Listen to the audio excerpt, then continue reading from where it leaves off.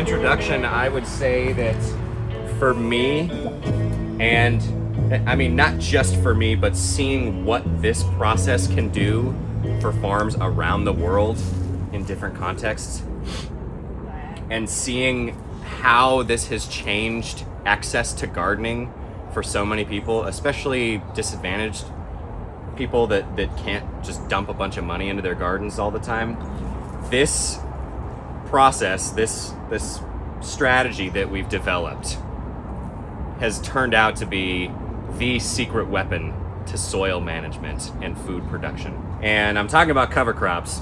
So a crop is something that it's usually a domesticated species of plant that a human's gonna put in the ground, either by putting a seed in the ground and germinating it there, or starting it in a pot and planting it into soil that's already been fluffed up and ready to work in. But a crop is anything in that category that we put in the soil with an intent to get some kind of output from it. And the reason that can happen and that it's worthwhile for us is that plants have this crazy superpower where they're just sitting there like this all day and they're catching free energy from the sun, which, lucky us, rises every day. Plants can catch that energy and turn it into sugar, which then they can turn the sugar into all manner of different things, like starches.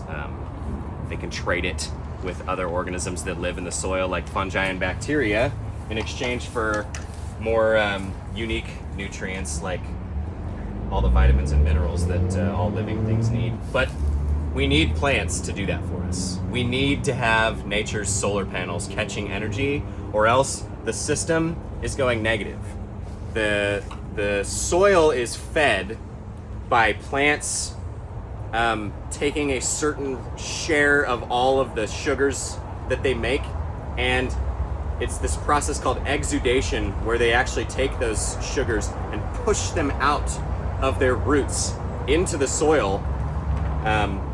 It's crazy. We normally think about roots as a one-way street where plants have roots in the soil and they're just taking stuff all the time. But in fact, it's about a half and half. They're half taking things and they're half depositing things into the soil. So what is sugar made out of? It's carbon, hydrogens, oxygens, nitrogens. Well, there's not sugar. Sugar doesn't have all of those things in equal parts, but that's how those nutrients get into the soil. At least it's one of the ways that happens. So if you're planting a food crop, let's say you're going to plant a whole field of potatoes to feed a bunch of humans. If you harvest the potatoes, okay, you're taking all of that starch, all of that energy out of the system. You're siphoning water out of the aquarium. There's less energy in that soil because you removed something from it, and that goes for every crop that we harvest for food. But potatoes especially, because that's like this big bomb of energy that the plants make for us. If you just harvest all those potatoes and then you leave the soil there post-harvest for the whole winter, that soil is going to be dying for the whole winter, and when you come back in the spring, you're going to have to deal with a somewhat dead soil. And so every year that humans do this, we harvest and then we don't add anything back. We're just taking energy out of that system, and we're not allowing it to refuel and recuperate its ability to sustain life. So what are the traditional ways of adding energy back into the system? Well, we have this thing called fertilizers. Go to the garden store, there's probably a couple bags on the shelf that have different powders and things in them. You take that, mix it with water and put it into your irrigation, or you just literally sprinkle it on the surface of the soil. On giant farms that farm tens of thousands of acres at a time, they are usually applying nutrients through like a spraying rig, where they dilute a concentrated chemical nutrient and then they're spraying that all over the place. So the problem with that is that the concentrates that we attempt to feed plants through those sources are not given to the plants at the time that they need them, in the form that they need them, and they're not given to the plants in the right amount. So most people have probably heard about what's called runoff or fertilizer runoff, which is where you fertilize your field with a chemical nutrient. It rains, the rain carries all of that stuff to the ocean and kills a bunch of fish and sea turtles and orcas and stuff. It's never good news to hear about runoff. It kills fish, dead fish are washing up on the shore, and nobody knew why for the longest time, but it turns out we're dumping way too much nutrient onto the soil, and it's like washing into the rivers and it's not even really feeding the plants very well anyway. So that's not a very good strategy for feeding our plants. I think that we would be a lot better off if we focused on letting the plants feed themselves, utilizing the soil. So that's where cover crops come in. So instead of planting something to eat and we take away the part that we eat and just remove energy from the system, a cover crop, you are putting in plants that have certain qualities that I'll talk about in a little bit. You're putting in plants that have certain qualities with the intent to harvest them not for yourself or your fellow humans, but for the soil itself. You are attempting to feed the soil and revitalize the soil organisms that live there next to the plant roots. So that's a lot to go over. So let's look at some specifics. We have a 1 week post germination cover crop here. Actually, it's only been about 4 days that this cover crop has. No, 5 days. It's been 5 days since we planted the seeds in these beds. What we have here is a very famous plant, a variety of winter wheat, which is a plant that we've domesticated. Normally, we grow it for food to create grain that we can mill into flour, but we're not using that for that purpose here. We are utilizing these guys to catch free energy from the sun and deposit it into the soil for the next crop that we grow here for food next year. Here in Western Oregon, we're not really able to grow very much in the winter to eat. Well, we're in a greenhouse here, so you actually could grow quite a bit for food in the greenhouse, but we just lose so much sunlight. It gets cold, obviously. It gets really, really wet. So it's not the conditions that are usually conducive to growing food in that way. So we are gonna utilize the winter to revitalize our soil microbiome to provide a better growing condition for our food crops next year. So this wheat is a part of that. These guys are young right now, but by the time that I'm ready to start cutting them down and adding them back into the soil next spring, they're probably going to be up here, I would guess. Maybe a little bit lower, because these beds are not super healthy yet. But that just think about how much sugar all of these plants must be making with all that free energy that they get from the sun. I mean, when you come back here in a week, you'll be able to run your hand along this canopy and you really won't be finding any empty spots. So every square inch of the soil is going to be getting some sugars deposited down into the soil through the wheat roots. And that injects carbon and hydrogen and oxygen and all of our favorite things down into the soil for our plants to use next year. So the cover crop, you're growing it. It's going to be cut down, added back to the soil when you're done. But it's also helping you with a lot of other really important things in the meantime. So when soil is exposed, the constant pounding of raindrops on the top of that soil, think about all the velocity that the raindrops carry with them when they fall from a cloud. It's like 1,000, 1,000,000, 1,billion little tiny hammers on the surface of your soil, pounding the particles together. And over the course of an entire winter, rain can be the single most compacting event that your soil can experience. More compacting even than a human walking on the bed every day, if you can believe that. So when you have a cover crop on the top like this, every time a raindrop is falling, which is not going to happen in here, we're in a greenhouse, but just imagine there's a bunch of raindrops coming down where normally it would hit soil right here and start compacting it down, which we're not going to talk about compaction here because that's not the topic, but compaction is bad. There's less oxygen in the soil and you can't actually dig it as easily. You have to get some air in there. The raindrop is going to hit some of these leaves, and that's going to kind of act like a little bit of like a foam pit. It's going to break the fall of that raindrop so that when that water actually does hit the soil itself, it doesn't have all that velocity from falling from the sky. So we almost have a little bit of like a, how could you say, like a protective barrier going on for the soil so that when it rains, it doesn't get compacted that way. Also, plant roots, they spread out like this and they're grabbing onto all of the soil particles, and it prevents wind erosion just as well, if not better than soil compaction via rain. Because these roots are holding all of the soil together the same way that like you can go onto a nature hike and you can walk by a slope that's like basically straight up and down almost, but you've got these like giant trees growing out of the side of it. Those tree roots are holding that whole hillside in place. And when you have logging or a forest fire come through and remove all those trees, that you start to see landslides happening like crazy.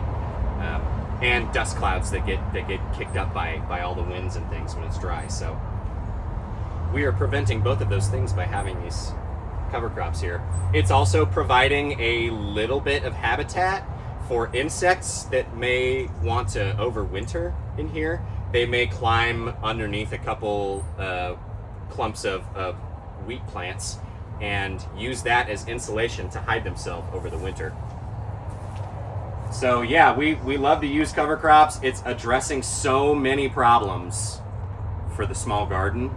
At the same time that there's really no reason not to do it. Other than you just enjoy spending a lot of money on things that fix your soil artificially instead of allowing your soil to fix itself. So let's start at the beginning. Some cover crop seeds. And it doesn't have to be anything specific. Any plant can be a cover crop if you treat it as one. So it doesn't necessarily mean that you have to use the same species of plants that everybody else is using. You could just, if you have a bunch of extra seeds that are super old and you don't have the time to plant them out into pots or whatever, then you can just use those to go onto the soil and protect it over the winter. I think they really need to just have three main qualities to make it a good cover crop. One, it needs to be easy to kill. I would not use dandelions as a cover crop. They would want to stay in the soil after the time that I would like to be putting my food crops in. The dandelions are going to spend a ton of energy growing these really long tap roots that go way deep down into the soil, and the only way to remove those is to dig them out, which is creating a lot of extra work for you, and that would disturb the soil more anyway, so that's not really worth it. Another one that wouldn't really make sense as a cover crop is like a squash. You don't have very many plants that can fit next to each other. You only have room for like one vine every foot maybe, and so you're not getting as much bang for your buck. It'll certainly protect the soil from rain and stuff with all the big leaves, but you're not getting all that root mass, and we really want lots of roots because that is how the plants are injecting nutrients into the soil, and that is what decomposes and makes the soil really nice and fluffy with a good tilth after we kill the plants. So I wouldn't use that. I wouldn't use like tomatoes. Not that we could anyway, because they would die in the winter, and it wouldn't survive past Christmas here in the greenhouse. So it needs to be easy to kill. Number 2, it needs to germinate fast. It needs to germinate fast. So when you put your seeds down for a cover crop, you do not have time to wait a month for the seeds to get stratified or vernalized and eventually germinate, like way after you planted them. You want something that's gonna come in fast, because the longer that your soil is bare and exposed, the more damage can happen, and the more that seed-eating creatures will come in and start eating the germinating seeds. So things like mice, songbirds, even some types of beetles and things like weevils, they can actually smell germinating seeds. They'll come in and they'll just be like, hey, thanks for setting a buffet up for me, and they'll go to town. So you'll be losing a lot of seeds that way. Fast germination also makes it really easy to see if you were successful on getting them to germinate or not, because if it was a whole like 2 weeks later and I wasn't seeing any wheat coming up in this bed, I'd be like, okay, I need to resow it. But if I planted something that would take a month to show up, I have to sit there and wait for a month while the soil is bare and exposed, wondering if I should replant, because nothing has germinated yet. So the third quality is kind of, I think you could make a couple arguments on this one being as important as the others, but I would say it's seeds. You want something that has seeds that are small. And that is for no other reason than when you go through and you're covering your bed with seeds, just taking handfuls of seeds and sprinkling them out onto the bed. The smaller the seed, the more even a distribution you can get when you do it. Now, if you're doing a large amount of area and you're using something like one of those, these are great for doing cover crops, but I don't have one here, but they kind of have like a crank, and it has a disc that'll throw seeds out in a static orientation, and those are perfect for doing a large field of cover crop seeds. You usually find them in the hardware store next to the grass seed, because people use them to start lawns. But if you change the opening of where the seeds are cast, then you can get that to be a nice little cover crop spreading machine. So the plants that we chose in this mix are fitting to all three of those qualities. Wheat germinates very quickly, as does this crimson clover, as does this field pea called the Austrian pea, or the Austrian field pea, or just the field pea. They all germinate very quickly, usually in less than 10 days. All of the seeds that I would have planted in this bed have shown up. So there's step one. Or that would be step two. The first quality that we look for is something that can be killed easily, and I know for a fact that all of this can be killed very easily. These are all annuals, so already in their biology they only want to stick around for one growing season before they make seeds and die on their own.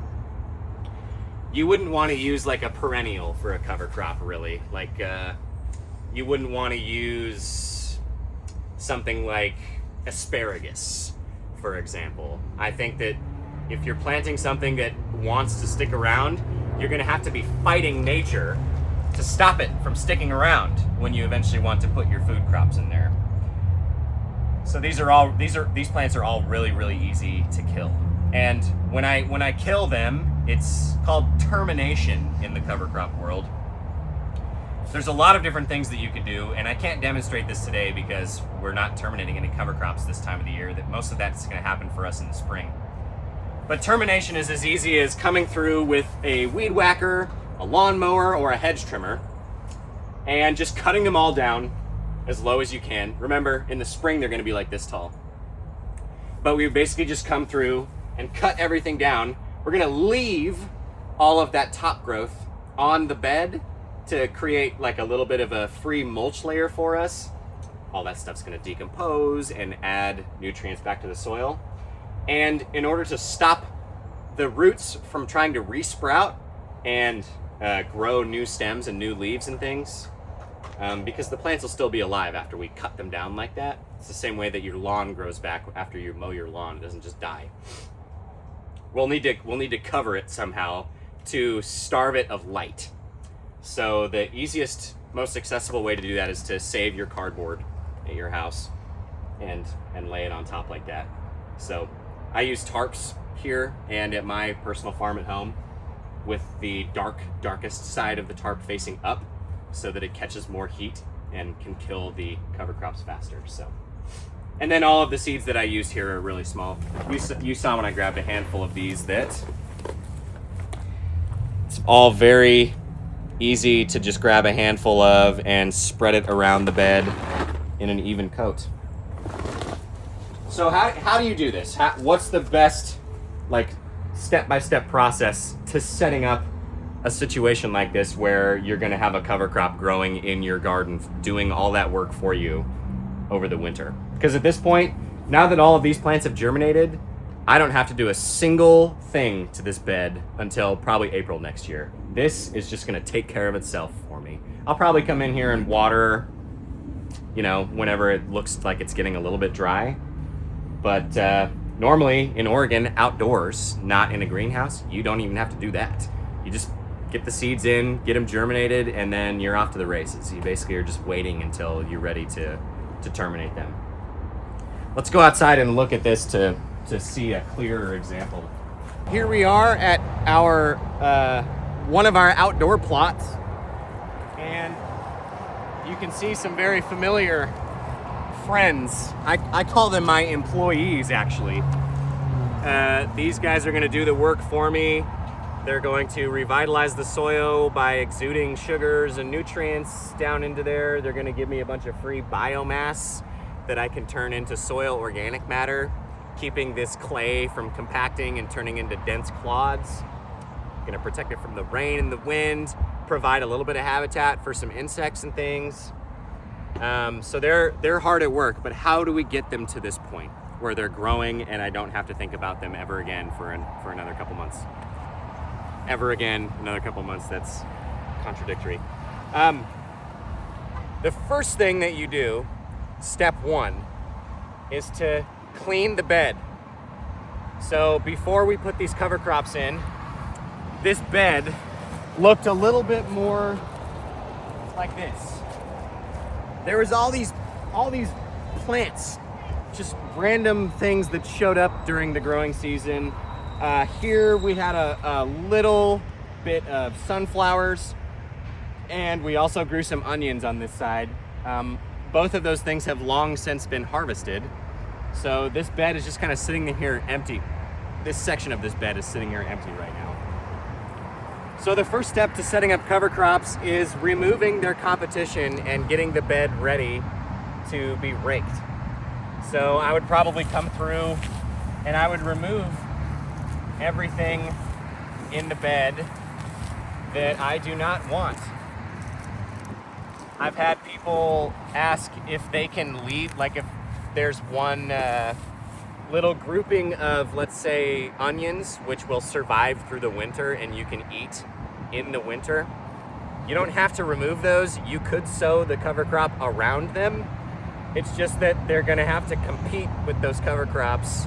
So it's usually better to do a whole bed all at once and not just do little sections. It's easier to work out the process that way.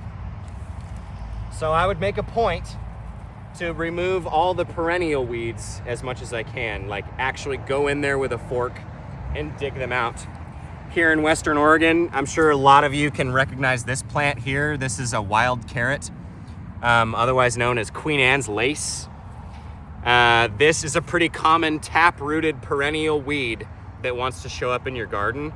And if you try to grow a cover crop on top of a bunch of roots like this, they're just gonna come up through it. And these guys put out their flowers really, really soon. And the last thing that you want in a cover crop is a bunch of seeds to start showing up when you don't want them, because then your cover crops are just turning into weeds and creating more work for you. So you need to be able to terminate the whole bed before anybody makes any seeds. That is an important part of the process, which I do not always succeed at. Sometimes I'm a little bit late getting to them, and there's a couple wheat or clover seeds that make their way through. And that's okay, but I definitely do not want dandelions. I do not want this plant, which is, I'm probably not gonna be able to get out by hand. These things are pretty in there, but you Oregonians probably recognize this one as well. The leaves are a little bit chewed up, but that is dockweed, otherwise known as slippery dock. Slippery dock, dandelions, Queen Anne's lace, all three of those have these really long tap roots that will stay in the soil all winter and allow them to re-sprout infinitely, however much you want to cut them down. So this is a great time to remove all of those weeds that you do not want growing in and amongst your cover crops where you can't see them. Let's say I have a plant that is not a nasty perennial that I know is not going to come back, that does not have a tap root where it can just re-sprout as soon as I pull it. Something like this. This you guys probably recognize if you've ever had a garden before. Somehow these things always show up. This is borage right here. So with the borage, if I cut this whole thing, let's say I go right here at the base of the plant, and normally I would use like clips or something, and let's say that I just cut it right here so that I could remove this top part of the plant. If I leave that root in there, it's not gonna re-sprout. If you know that the plant's not going to come back after that, then you should leave the roots in the soil, absolutely, because that's adding organic matter to the system for free. So if you can afford it, identify the plants that it's okay to just cut the top off and leave the root systems in place. That's kind of what we did with these sunflowers here, actually. These I did that because I was hoping that the empty hollow stems could be used by stem nesting insects like mason bees and things to overwinter in. But if I have a plot of my garden that looks like this, you know, with no weeds in it, maybe I had a couple borage or maybe some lettuces that I just cut them at the top and left the roots in there, I'm feeling pretty good, and that's a good way to start. Step 2 of the cover cropping process would be to remove any mulch that you have on the top to expose the soil. And I know after everything that I just talked about, it seems weird that we would be exposing the soil all of a sudden. But you're really gonna have to do this in order to get the cover crops to germinate and start growing. And in fact, if you are direct sowing any crop, if it's a cover crop or a food crop, you want those seeds to be in direct contact with soil and not just floating around in the mulch. So I would probably pull everything off, pull all my mulch to the side of the bed to create a barrier between the bed and the pathway. On a grand scale, I'd be doing this with tools, but I'm just kind of showing you with my hands here. This is also another great time to see how many of the weeds you actually removed and make sure that you get as many of them as you can. So all of the mulch that we used all summer long can be moved away, and we expose our garden soil. All right, step 3. We need to get some oxygen in there. I'm gonna grab a fork really quick. On the home garden scale, I think this is the perfect tool for the job. We have a little bit more space than that here at this garden, so I usually use a broad fork.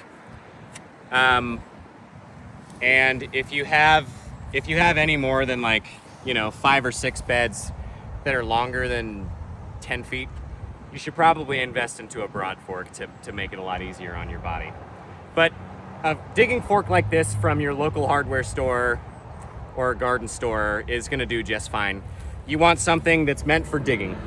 So you don't want a pitchfork where the tines are thin and round. You want a digging fork where you can see that these tines are flat.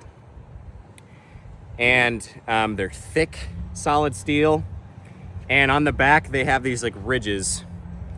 I learned recently that if these ridges actually extended past that perpendicular bar and were attached here, it would be called a gusseted fork. Love that word. But this is strong enough for our purposes. After we pull all of our mulch away and we've removed any of the plants that we do not want sticking around for the long haul, we're gonna fork the soil. And if you've never done this before, you're missing out. If you're the type of person to work your soil with a rototiller or by digging it and flipping it upside down with a shovel, I encourage you to pick one of the beds in your garden to experiment with and try not doing any soil work to get it loosened other than a fork just like this. And I want you to see the difference in the plants that you grow between the two beds, one that's rototilled and one that is just forked and not flipped or majorly disturbed by a machine in any way.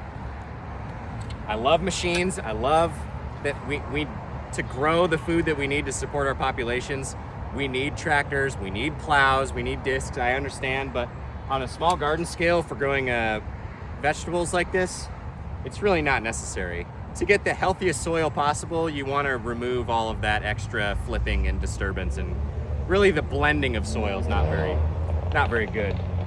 So all I'm doing here, I'm stepping the fork.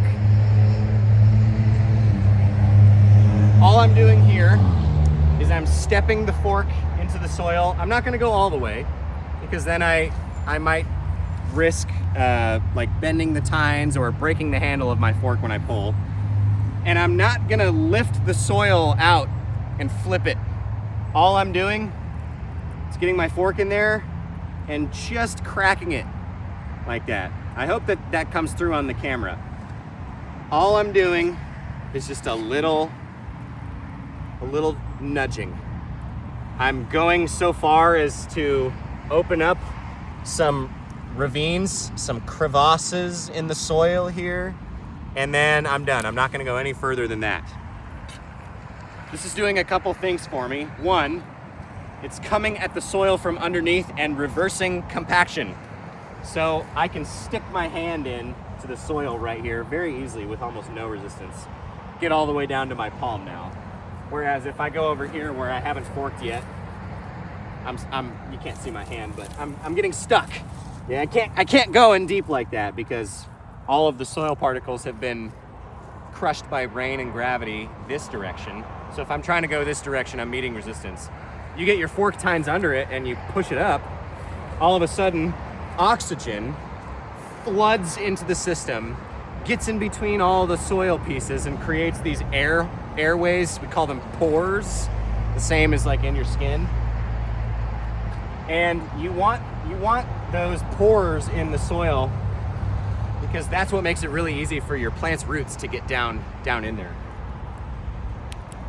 So I'll just go to the area that I'm cover cropping and I'll give it a little bit of some nudging from the fork. And what I'll have at the end of this process is a couple spots where the soil is raised and a couple spots where the soil is depressed. And that's important for the next couple steps. So you want the bed surface to be a little bit uneven in the end. All right, the next step after you've done the forking is to actually add the seeds.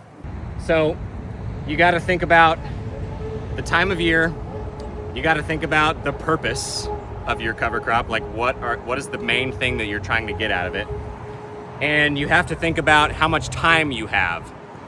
If I only have, let's say we're not in Oregon, let's say we're in Arizona or something, and I'm starting my next hot pepper season in a month, in December, then I would not be planting wheat and peas they take way too long. There's no way that I'm gonna get a significant amount of biomass or root exudation from wheat and peas in a month.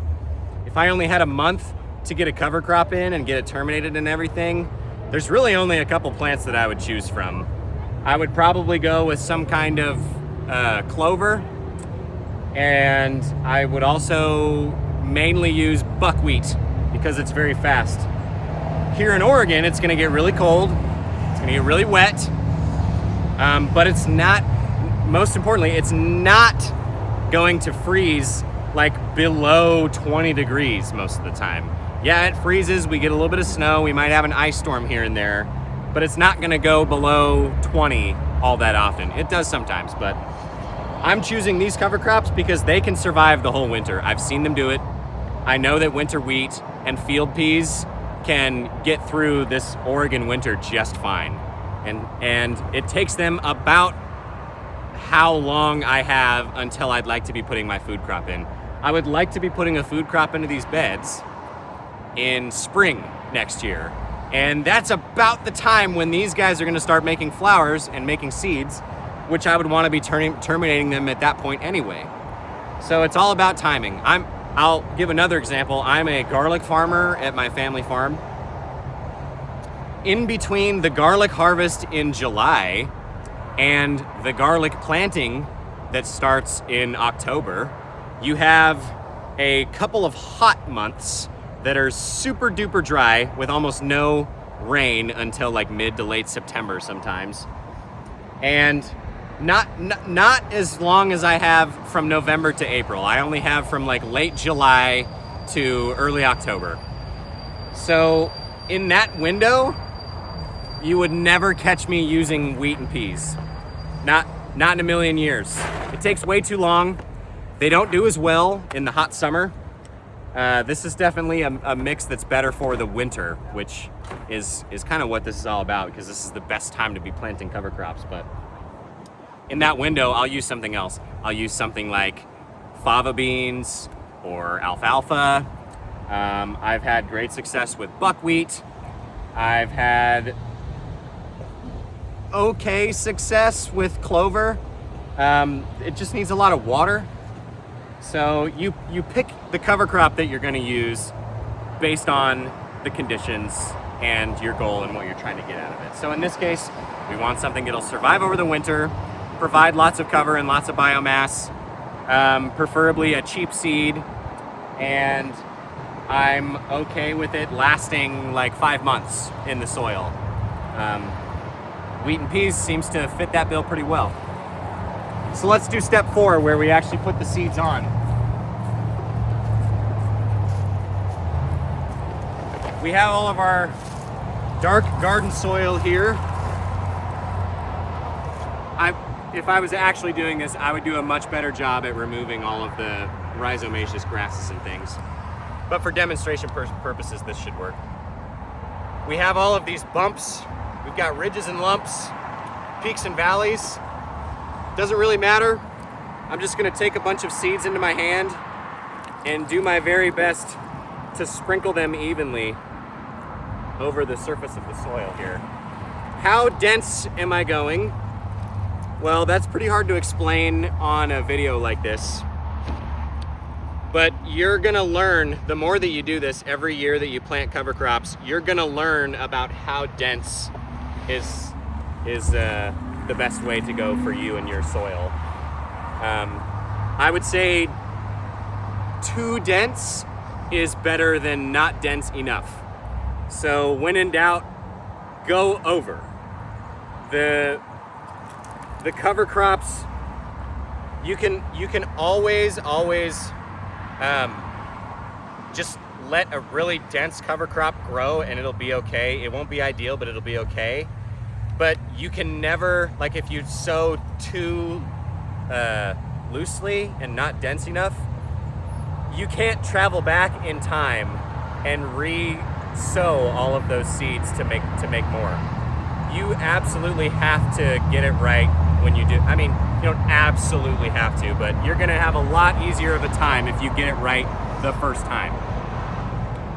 So this is pretty good at this density. the bulk of the work at this point is finished. All I have to do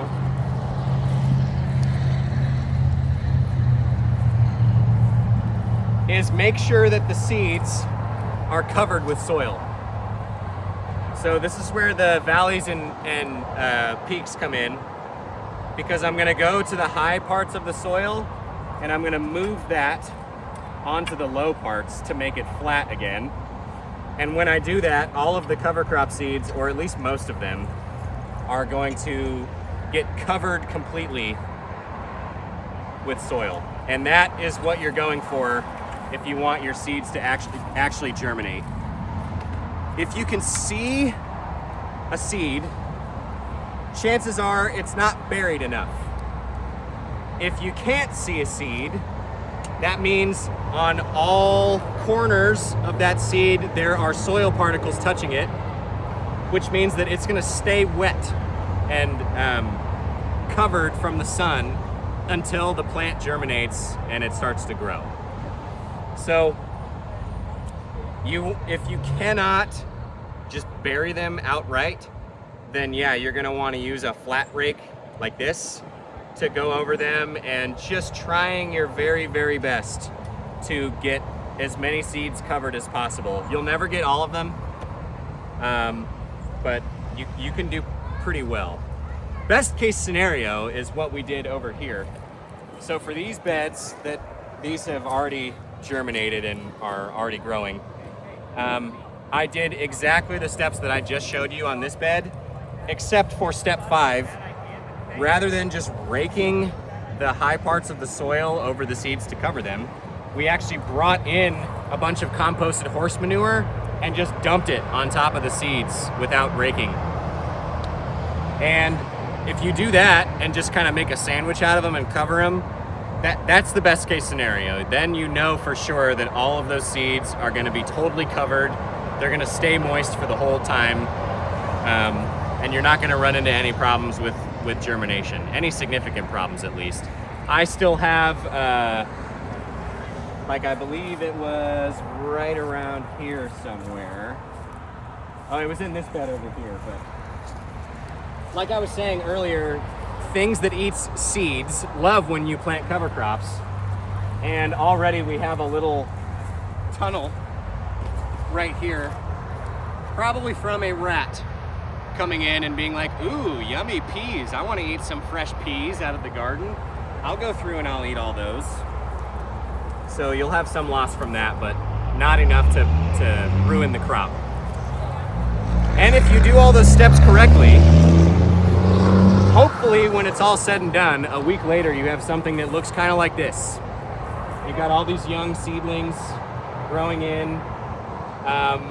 The species that I chose in this mix, they grow at about the same rate. So the wheat and the peas are about the same height right now, which is good.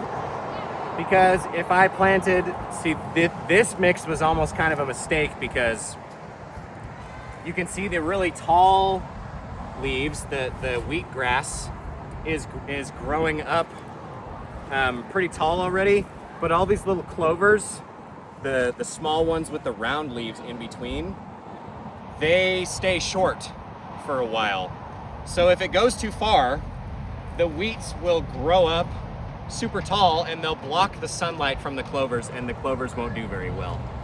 So as you get more experience with doing cover crops, you'll learn which ones do well in a mix and which ones do not, and you'd like to just plant on their own.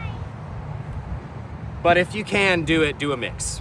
You get the best value with a cover crop mix with multiple different species in it, because diversity is amazing. So like in this bed, for example, the wheat is going to do a lot of capturing of carbon, a ton of photosynthesis. It's going to just pump out sugars into the soil for me and catch all that carbon. The peas and the clover, they are from the legume family, which means that they have a special power where there is a species of bacteria that lives in these little nodules on its roots that can actually breathe nitrogen gas out of the air and turn it into plant available nitrogen. They're actually so good at it that they'll create this stuff in excess. So if you utilize a legume in your cover crops, when you kill that plant and you plant your food crop into that soil, you've got all these little nodules on the roots of the legumes chock full of plant available nitrogen. Well, some of it's not going to be plant available yet. It needs to be eaten by an earthworm or something, but you've got all this extra nitrogen in your soil now that you basically got for free out of the air. And you did not have to go to the concentrate store or the garden store and buy a bunch of chemicals, the kind of chemicals that you get, you know, ammoniums, nitrites. Those are the things that run off in the rain and go into the ocean and kill a bunch of fish. So this is the alternative to that, is growing these legumes in this cover crop mix for us. On these beds right here, what we have is the final part of the process, which I do not include as a step in getting them going because this part happens months later. These are cover crops that we sowed after garlic harvest this year. So it is currently the first week of November. We harvested the last of the garlic in the second week of July. And in the third and the fourth week of July, all of these beds right here, we sowed with a cover crop mix with the intent to terminate it and plant garlic in it again, which we will be doing over the course of the next month. But we've got this tarp on the top of it, and we didn't have enough tarp to do all that down there, so it's all covered with cardboard. But this is all for the purpose of blocking sun from reaching the plants that we chop down so that they can't regrow and make another flush of biomass on the top. We want them to be totally dead when we come in and we start planting garlic in there. So let's check and see what it looks like. This tarp has been on since, well, now let me think. This tarp has been on since, I believe it was terminated in mid-September, and it's been on for a little over a month now. I think we put the tarps and the cardboard on in late September, and it's been the entire month of October that this has been under cover like this. So let's see how well our decomposition is going. Take a look at this terminated cover crop so that you can see the fruits of this process when it's all said and done. So we've got our bed here. I'm seeing a little bit of green still. Like, I'm guessing that this fava bean right here is probably still holding on because it was growing near a hole in the tarp, so there was still a little bit of light getting through. But that's okay. I think that'll still die. I think that'll be long dead by the time that we're ready to put garlic in there. But let's utilize this chance to take a look at this soil. See what we're dealing with here. Oh yeah, I forgot to mention, this cover crop was a mix of peas. This is on its way to being dead pea vine. There's even a couple peas on there that couldn't quite mature because we killed it, terminated it just in time. And maybe we can actually find an example of those nodules that harvest all that nitrogen for us to show for the camera here. Yeah, let's take a look at this. Here is the root of a fava bean. So here's how it would have been in the ground. But just take a look at the little nodules on the roots. I don't know if you can isolate that. Looks like a little kind of fuzzy ball right there. Right at the tip of my thumb. Is it coming through?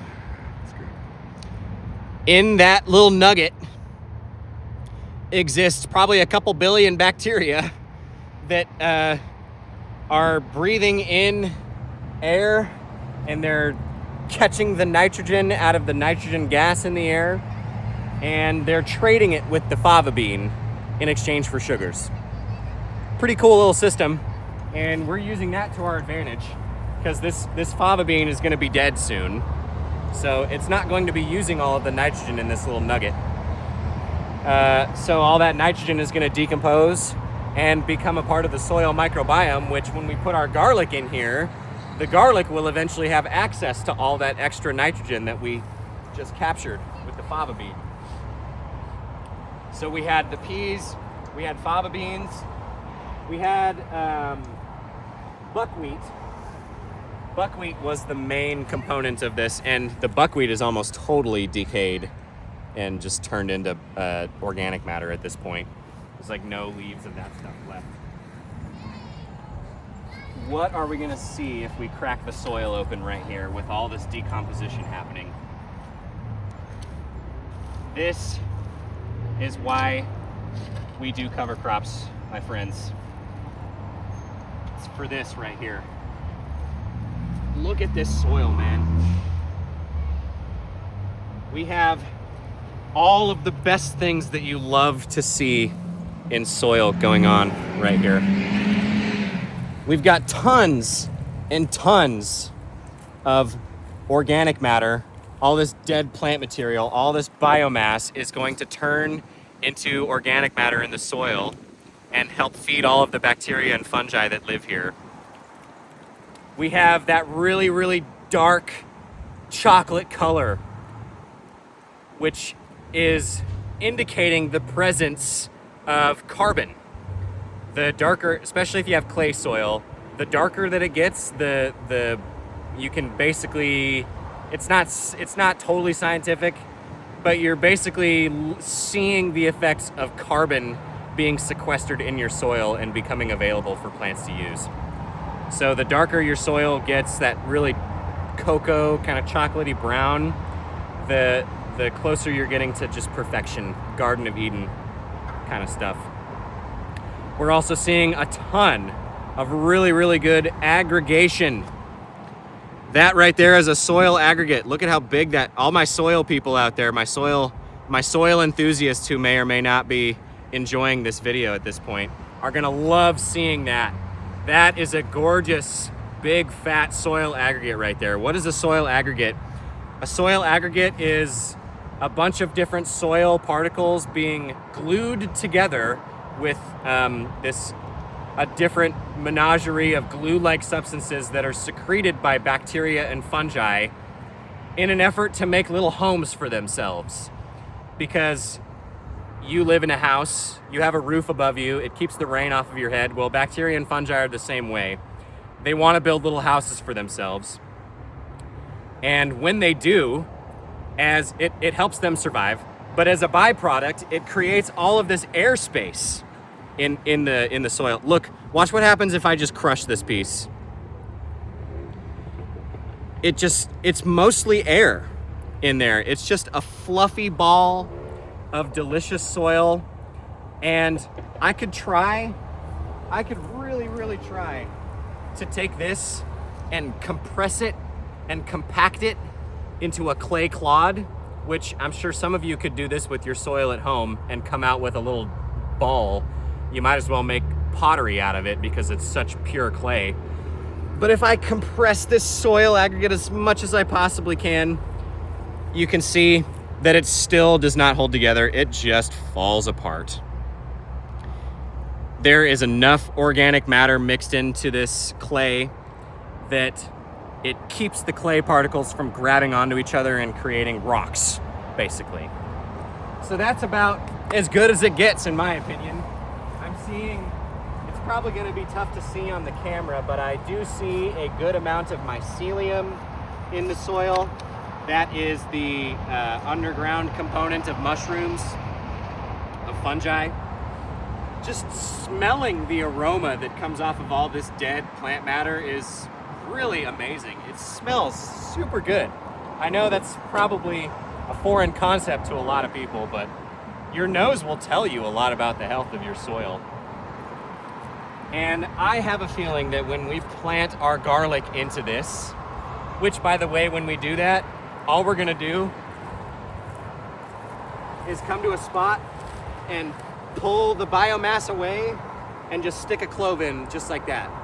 We don't have to remove any of this stuff on the top if it's already dead. It's gonna stay there, it's gonna act as a mulch barrier for us, and it's gonna decompose slowly and add that nutrient back to the soil. We are refilling the aquarium. We are putting back the potatoes that we took when we harvested all of that energy out of the system. We are giving back to that which gives to us endlessly without thanks a lot of the time. So cover crops is the best way to do that, and I hope that you guys find the inspiration to do that with your gardens this season. So I hope that helps you guys, and we will probably be back in this garden at some point to talk about something else. So I hope to see you guys again, and happy gardening.